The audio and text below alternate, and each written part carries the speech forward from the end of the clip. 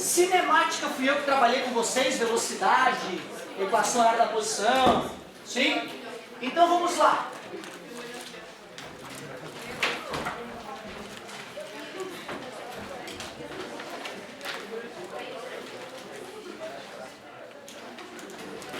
Cinemática, a parte da física que estuda os movimentos com o objetivo de descrever, não de explicar por que está se mexendo.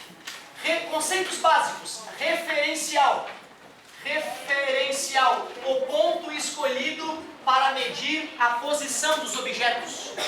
Posição, a distância que o objeto está até o referencial.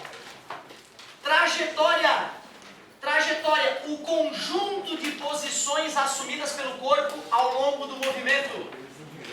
Movimento, quando o tempo passa e a posição muda em relação a determinado referencial.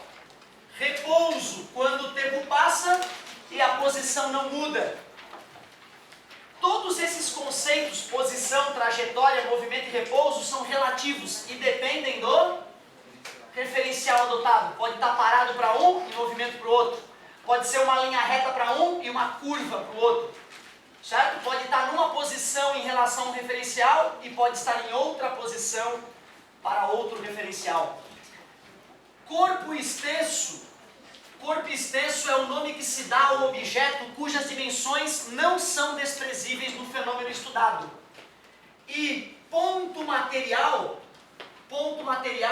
é o nome que se dá ao objeto cujas dimensões são desprezíveis no fenômeno analisado.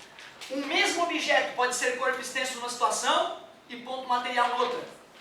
Um mesmo objeto pode ser ponto material numa situação e corpo extenso noutra. Não depende só do tamanho, depende da situação na qual o objeto está envolvido.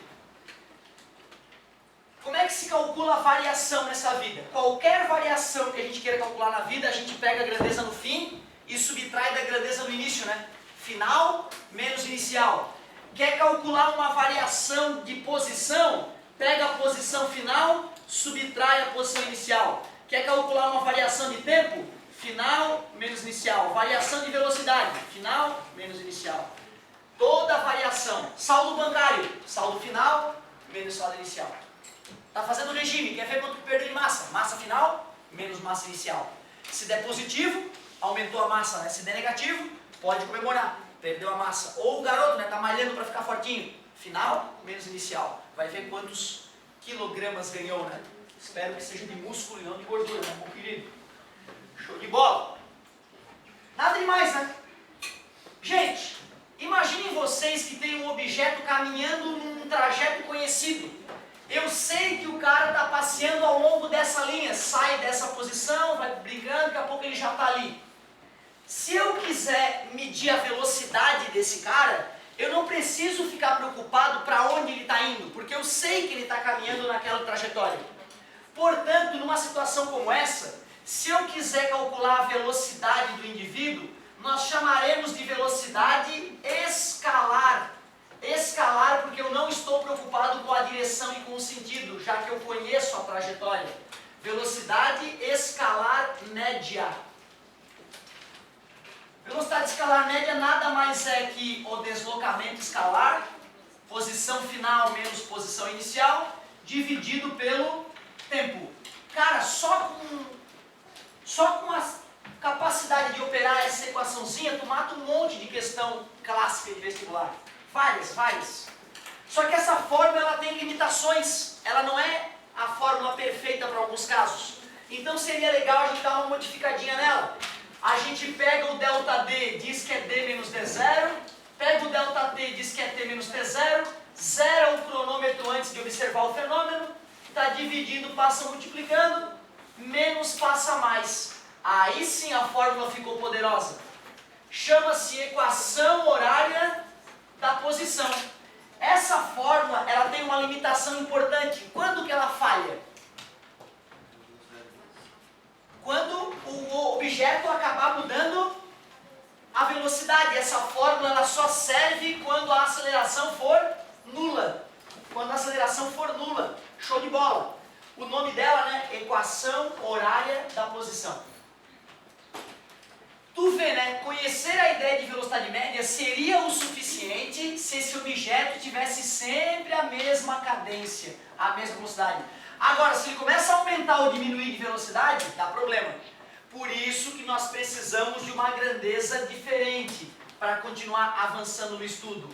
Aceleração, escalar porque eu conheço a trajetória, não preciso de uma seta dizendo para onde o cara está indo. Média. Aceleração escalar média nada mais é que a variação da velocidade sobre a variação do tempo. No sistema internacional, qual é a unidade de velocidade? E a aceleração? É isso aí, metros por segundo, que é metros por segundo ao quadrado. Show! Da mesma forma que eu alterei a equação da velocidade, né, a definição de velocidade escalar média, e cheguei na equação horária da posição, eu vou pegar a ideia de aceleração escalar média e vou dar uma modificadinha. A igual V menos V0, T menos T0. 0 o tempo inicial, está dividido, passa multiplicando, menos passa mais. É isso aí. Equação horária da velocidade. Eu vejo, muito comumente, um aluno que opera muito bem essa equação, resolve todos os problemas com ela, até decorou.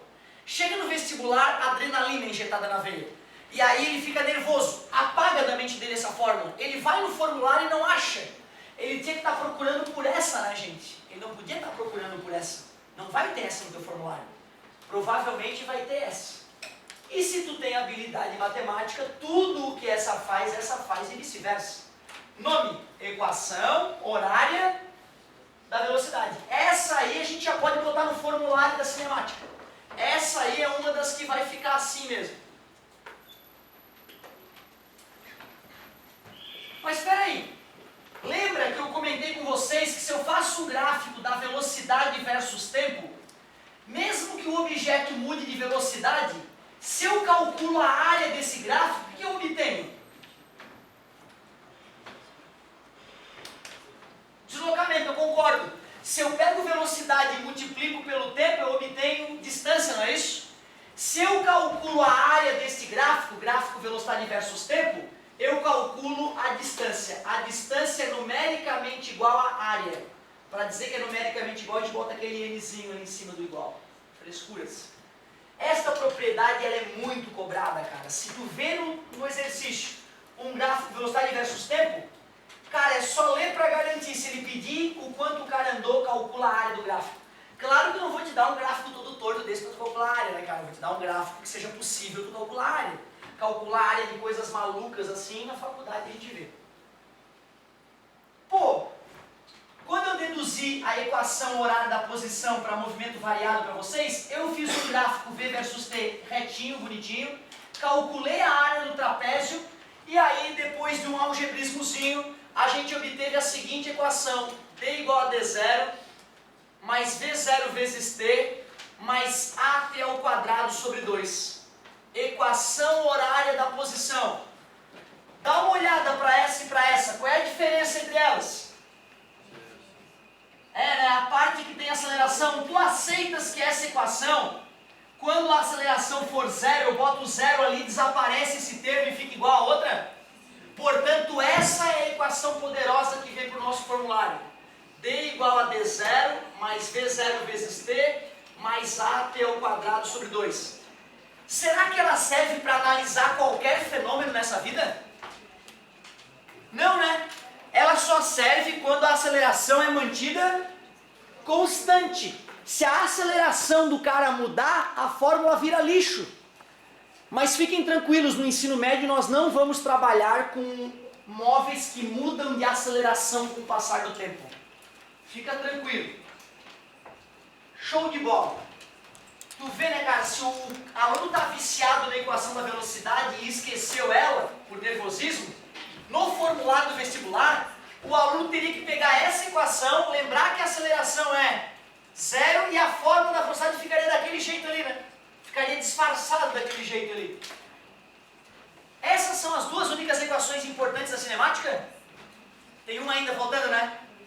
Torricelli, aluno do Galileu, do cara que fez essas outras. Ele percebeu que dava para isolar numa isolou o tempo numa, substituiu na outra, fez um algebrismozinho e chegou na equação de Torricelli.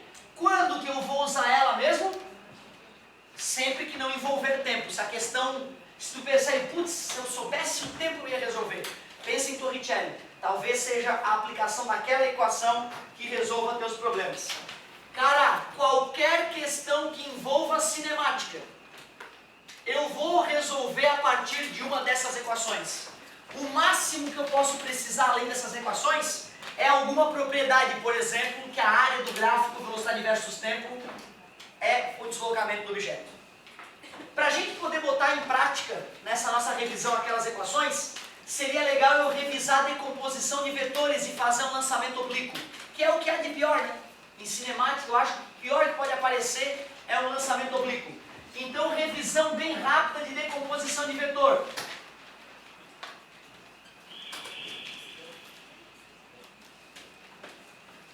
Se eu tenho um vetor oblíquo em um plano cartesiano, um vetor V que faz um certo ângulo alfa com a horizontal, como é prático decompor, né? Graficamente só puxa uma pontilhada paralela, desenha a componente e denomina-a Vx, pontilhada paralela, desenha a componente dando nome Vy. Para calcular a componente Vx e a componente Vy, tem aquela técnica. Tu pega o vetor original e multiplica ou por seno ou por cosseno. Entre Vx e V está com ângulo, por isso, cosseno. Entre Vy e V está sem ângulo. E se está sem ângulo, tu multiplica por seno. Rapidinho. Show. Agora já dá para fazer um exemplo interessante. Vamos fazer um exemplo para já revisar as partes importantes de lançamento oblíquo. Primeiro exemplo, então. Chão perfeitamente horizontal. Um objeto vai ser arremessado com uma velocidade inicial de 40 metros por segundo, com um ângulo de 53 graus com a horizontal. Eu afirmo que no local onde o experimento ocorreu, a aceleração da gravidade é 10 metros por segundo ao quadrado. Peço para desprezar os atritos. E, claro, forneço que o seno de 53 é 0,8 e que o cosseno de 53 é 0,6. Quais são as perguntas mais famosas para uma situação como essa?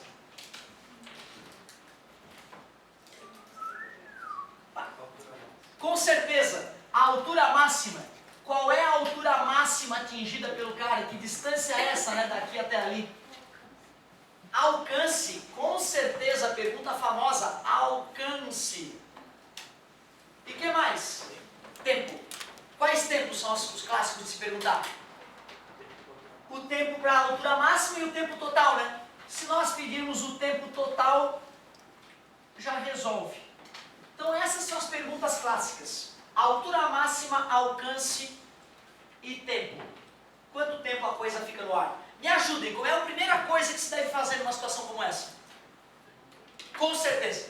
A primeira coisa que tem que fazer é pegar a velocidade e decompor ela em V0x, a velocidade inicial no eixo x, e V0y, a velocidade inicial no eixo y. O que nós sabemos sobre o V0x? À medida que o objeto se desloca, vai se manter constante, parabéns garoto, vai se manter constante do início ao fim. Lembre-se pessoal, quando tu caminha na horizontal, tu não sente a gravidade te empurrando ou te atrapalhando. Esse cara aqui, o Vx, está na horizontal, não tá? E a gravidade atua na vertical. Então o amigo está consciente que após a decomposição, o V0x vai se manter constante durante todo o movimento. V0x é a velocidade inicial, vezes, como está com o ângulo, cosseno de 53. V0x é a velocidade inicial, que é 40, vezes 0,6. V0x, 24 metros por segundo. Aproveitando o embalo, V0y é V vezes seno de 53. V0y é 40, que é a velocidade, vezes o seno de 53, que é 0,8, V0y deu 32 metros por segundo. Obedeci. Vocês me deram a dica correta para decompor, decompus. Próximo passo. Qual é o próximo passo? Estou gostando. Tem um segredinho agora, né? Separar o raciocínio do eixo X e do eixo Y. Eu tenho que fazer os cálculos separadamente no eixo X e no eixo Y. Essa técnica, essa ideia é chamada de princípio de Galileu. A altura máxima vai ser medida na horizontal ou na vertical?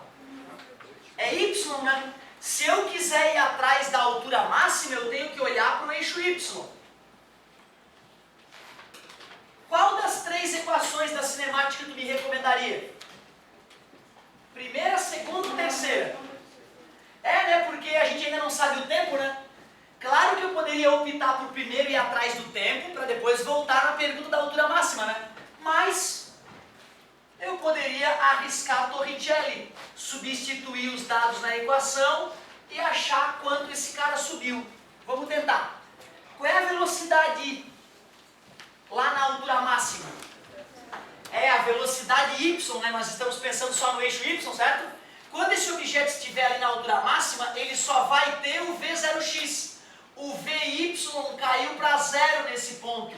Isso é que é importante para matar a questão. Perceber que na altura máxima a velocidade y é zero. Qual era a velocidade inicial? Quanto? Isso, esse 40, gente, ele não está decomposto. Eu não posso ele usar no y, olha lá, ó. Nós estamos calculando no eixo y. Vou perguntar de novo, qual é a velocidade? Ah, sim. 32 ao quadrado mais 2 vezes. Se eu disse que para cima é mais, a gravidade que atua para baixo é menos 10 vezes a distância que ele subiu. 32 vezes 32 dá 1024, 0 vezes 0 é 0, menos 20 vezes ΔD. Menos passa para o outro lado mais, 1024 dividido por 20, divide por 2 dá 512, divide por 10, 51,2 metros. Descobri que a altura máxima, a distância entre o chão horizontal e a altura, né, e o ponto de altura máxima, 51,2 metros. Tu vê, apesar dessa questão do lançamento oblíquo já ser considerada uma questão apimentadinha, se tu organiza, não tem mistério, cara. Decompõe, separa o raciocínio no eixo Y, seleciona a equação usando o bom senso, não tinha o tempo, correu para o Torricelli, substituiu os dados do eixo Y e pronto, tranquilo. Alcance. Alcance vai ser a distância na horizontal ou na vertical? Horizontal, né? Portanto, é algo que eu vou calcular no eixo X. Escreva que eixo tu está usando para calcular, para não ter problema.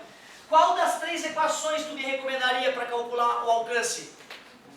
Ótima escolha. D igual a D0 mais V0 vezes T mais AT ao quadrado sobre 2. Porém, na horizontal a aceleração vale 0. Por isso que essa parcela aqui da conta vai embora. Posição inicial do cara. Isso, eu sempre posso chamar de 0 a posição inicial, eu tenho esse direito. Velocidade do cara. 24. Putz, eu não tenho tempo. Eu não sei quanto tempo ele ficou no ar, né? Ah, professor, corre para Torricelli. Eu até agradeço a ideia, o problema é que como não tem aceleração, Torricelli não faz sentido, né? Diz que a velocidade final ao quadrado é igual a inicial ao quadrado. Só verifico que a velocidade se mantém constante, né? Então nós vamos ter que dar um jeito de achar o tempo. E para calcular o tempo, é um cálculo feito no eixo Y. Para calcular o tempo que ele demora para atingir a altura máxima, qual das equações? A primeira, V igual a V0 mais A vezes T. Lá na altura máxima já discutimos, a velocidade Y é 0. A velocidade inicial, 32. Se para cima é mais, para baixo é menos. Vezes T. 10T igual a 32. Tempo de subida, 3,2 segundos. E nós devemos lembrar que o tempo de descida é igual ao tempo de subida. Por isso que o tempo total fica 6,4 segundos. Matamos a última pergunta e descobrimos qual é o tempo para poder descobrir o alcance, né? D é igual a 24 vezes 3,2 ou 6,4? Claro, ele ficou indo para frente durante a subida e durante a descida. 6,4. O alcance ficou, vai no cantinho, 64 vezes 24, 16 vai 1, 24, 25, 8, 12, 6, 13 vai 1, 5, 1. Bota a vírgulazinha. 153,6 metros. O alcance do cara. Então tá aí, um ótimo exemplo. Cara, não deixa esfriar de novo esse assunto na tua cabeça, não vamos mais ter tempo agora daquele falando de eu parar e revisar tudo. Tá? Então seria legal tu catar a questão de lançamento oblíquo. O senhor não tem nenhuma, digita no Google, lançamento oblíquo, vai ter quilos. Ah, professor, eu queria tanto passar no vestibular tal, vai no site dessa tua faculdade tão desejada, baixa a prova de física dos últimos anos e faz. Vai ter alguma de lançamento oblíquo ou pelo menos de cinemática. Se tu me trouxer uma dúvida na aula que vem, tu sabe, né? Fico todo bobo. Fico todo bobo. Mas é só o comecinho, né? Além da cinemática linear, nós chegamos a discutir movimento circular uniforme, não foi? Vamos dar uma revisadinha nessa brincadeira. Vamos dar uma revisadinha no tal do movimento circular uniforme. Verdadeiro ou falso? No movimento circular uniforme, a velocidade do móvel é constante. Dá vontade de dizer que é, né? Porque tem ali a palavra uniforme, na física uniforme significa constante, né? Mas olha o detalhe, meu querido. Quando o objeto estava nessa posição da trajetória circular, a velocidade dele apontava para lá, né? Concorda comigo? Quando ele está numa nova posição, por mais que o vetor velocidade tenha o mesmo módulo, a mesma intensidade, já está apontando para um lugar diferente, né? E já que velocidade na sua essência é vetorial, então mudar o vetor velocidade, mesmo que seja um pouquinho, é mudar de velocidade. Cuidado, era falsa afirmativa. No movimento circular uniforme, a velocidade não é constante, porque o vetor está mudando. No movimento circular uniforme, a velocidade é constante em módulo. Cuidado, a velocidade varia em direção e sentido. Então ela não é constante, a velocidade varia. Se tu quiser falar que a velocidade é constante, fale tecnicamente. A velocidade é constante em módulo. Eu não vou mais poder repetir isso, meus queridos. Cuidado! Módulo. A velocidade é constante em módulo. Pegadinha mais clássica de vestibular para MCU é isso aí. Se a velocidade está mudando, é porque tem aceleração. Como é o nome dessa aceleração? Centrípeta por quê? Porque aponta para o centro. Não se esqueçam que no movimento circular uniforme a velocidade é sempre tangente à trajetória. Se a velocidade é sempre tangente à trajetória e a aceleração centrípeta sempre aponta para o centro, é o mesmo que dizer que a velocidade e a aceleração centrípeta são sempre perpendiculares. Como é que calcula matematicamente o comprimento de uma volta? Se eu sei o raio da curva, como é que eu calculo o tamanho de uma volta completa? 2πr é o tamanho de uma circunferência. Tu aceitas que o movimento circular é um movimento repetitivo? Tudo que se repete nessa vida, a gente mede o período e a frequência. Período é o tempo necessário para completar uma volta. Frequência, o número de voltas efetuadas em uma unidade de tempo. Quer dizer que se eu quiser calcular a velocidade linear ou tangencial no movimento circular uniforme, eu posso pegar aquela ideia de Galileu, que velocidade é distância sobre tempo, só que no lugar da distância eu coloco 2πr, o tamanho de uma volta, e no lugar do tempo eu coloco o período. Por isso que a fórmula da velocidade linear ou tangencial no MCU fica desse jeito. Mas como frequência e período, um é o inverso do outro, em vez de dividir pelo período, eu também tenho a opção de multiplicar pela frequência. Por incrível que pareça, às vezes, só de tu fazer essa alteração na fórmula, tu economiza vários segundos no vestibular.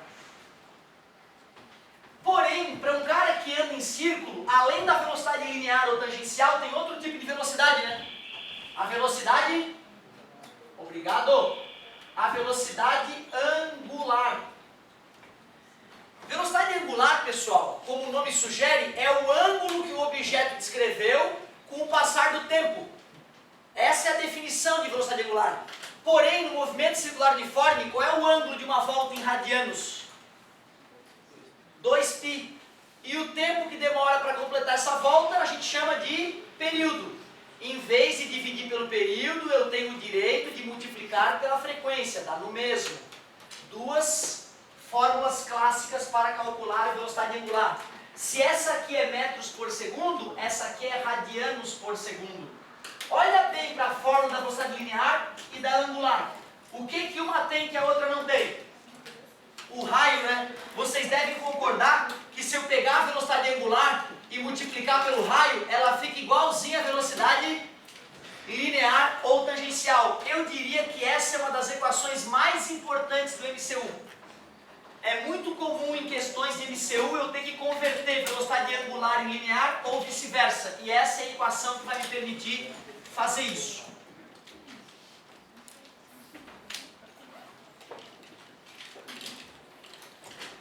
Outra coisa que não podemos deixar de revisar é a técnica, ou melhor, a fórmula para calcular a aceleração centrípeta. Aceleração centrípeta. Claro que hoje o objetivo não é mais deduzir, né, o que já foi feito. Então a aceleração centrípeta é pegar a velocidade do móvel, elevar ao quadrado e dividir pelo raio. Deixa eu ver se tu está ligado. Quando eu dobro a velocidade de um móvel que está em MCU, mantendo o raio da curva, o que acontece com a aceleração centrípeta? Aumenta 4 vezes. Se eu dobro o raio da curva mantendo a velocidade, cai pela metade, né? Porque não está o quadrado, concorda comigo? Triplicar a velocidade aumenta em 9 a aceleração centrípeta. Triplicar o raio cai a 1/3 a aceleração centrípeta. Posso dizer que a aceleração centrípeta é diretamente proporcional à velocidade? Não, né? Diretamente proporcional ao quadrado da velocidade. A aceleração centrípeta é inversamente proporcional ao raio. Sim, né? Show de bola. Para finalizar nossa revisão de movimento circular uniforme, estou esquecido dessa câmera. Para finalizar esta revisão de MCU, seria muito importante revisarmos acoplamento de polias. Acoplamento de polias. Ou as polias são acopladas por contato ou correia, ou por eixo. Acoplamento de polias. Quando as polias são acopladas por contato ou por correia, fisicamente é praticamente igual. Uma polia conectada à outra, chamamos uma de A, outra de B. Ou uma polia conectada à outra de tal forma que tem uma correia ou corrente passando por elas. Posso pegar uma correia e conectar elas. Qual tipo de velocidade vai ser igual nesse tipo de acoplamento? Angular ou linear? É isso aí, todos os pontos da extremidade das polias ou qualquer ponto da própria correia vai ter exatamente a mesma velocidade linear ou tangencial. Qualquer ponto desta polia vai ter a mesma velocidade de qualquer ponto extremo desta outra polia. Porém, tem um outro tipo de conexão que a gente chama de conexão por eixo. Seria nós temos duas polias, só que a conexão entre elas é dada por um eixo que passa pelo centro dessas polias.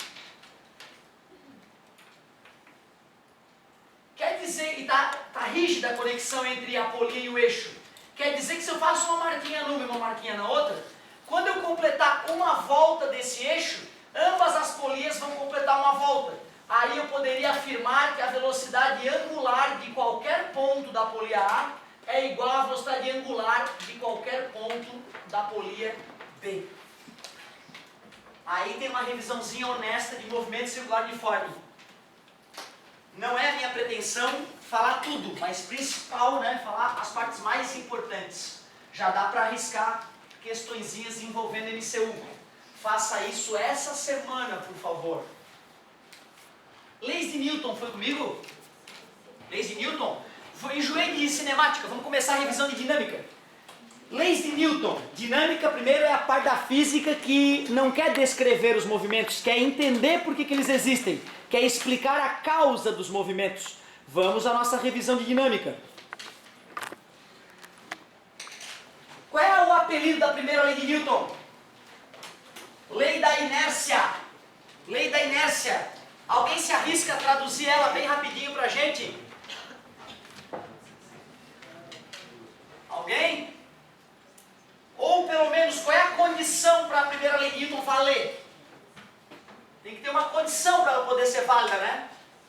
A força resultante tem que ser zero. Então agora a matéria já mudou, é dinâmica, quer explicar a causa dos movimentos.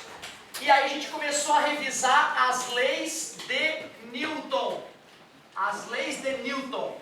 Primeira lei, o pessoal acertou o apelido da inércia. Lei da inércia. E o resumão dela é o seguinte, ó. Se a força resultante é zero, quais são as duas opções de movimento para esse cara? Repouso, velocidade igual a zero. MRU, movimento retilíneo e uniforme. Resumindo, se a força resultante é zero, a velocidade tem que ser constante. Não é só em módulo, é o vetor velocidade que tem que ser constante. Se tu vê um objeto parado, não tenha dúvida, a resultante das forças que atuam nele é zero.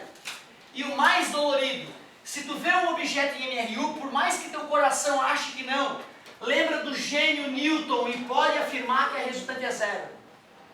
Quando eu arrasto um objeto assim em MRU, ó, resultante, zero. O leigo ele fica chateado porque ele pensa, ô animal, tá empurrando a porra da caneta, como é que é zero?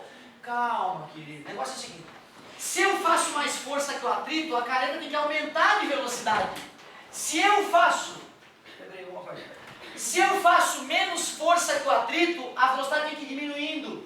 Se a velocidade é constante, quer dizer que a força que eu faço é igual à do atrito, portanto a resultante é zero, por mais que teu coração não aceite. O aluno pergunta, professor, por que está andando essa merda dessa caneta se a resultante é zero? A gente responde, por inércia. É isso. Terceira lei de Newton, apelido, por favor. Ação e reação. Ação e reação. Resumão. Ação e reação têm o mesmo módulo. O que mais? Mesma direção, que é a linha. Sentidos opostos. Sentidos opostos. Ah, tá. Então se anulam, né? Jamais. Por que jamais se anulam? Atuam em corpos diferentes. Jamais se anulam. Último detalhe ainda que legal de saber da terceira lei. Tem a mesma natureza. Se uma é gravitacional, a outra é gravitacional. Tem a mesma natureza. Se uma é de atrito, a outra é de atrito. Uma força gravitacional não vai gerar uma de atrito como resposta. Show! E a segunda lei de Newton? A segunda lei de Newton, conhecida como princípio fundamental, nome forte esse, hein?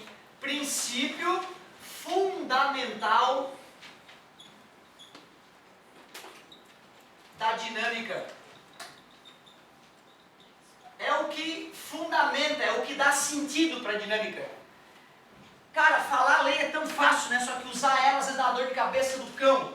A aceleração adquirida por um objeto é diretamente proporcional à força resultante que atua nele e inversamente proporcional à massa. para ficar mais gostosinho, tá dividindo, passa multiplicando. Física, meu amor. Na maioria dos casos, a gente usa ela escalarmente. A gente não está se preocupado com o vetor, né? Mas para ficar mais honesto, vale lembrar que a direção e o sentido da aceleração é definido pela direção e pelo sentido da força. Na próxima aulinha eu vou revisar força e atrito e plano inclinado. E aí vamos aplicar as leis de Newton no plano inclinado com atrito, que já é o top também, né, dessa parte de dinâmica. Certo, meus queridos? Claro, ótima dica. Depois de revisar, de finalizar a revisãozinha da segunda lei de Newton e do atrito, fazer plano inclinado com atrito, vamos fazer algumas questões de elevador, que é clássico no vestibular. Show! Muito obrigado pela paciência e pela atenção. Aproveitem essa revisão, hein? Dê uma estudadinha, quero dúvidas no nosso próximo encontro na semana que vem.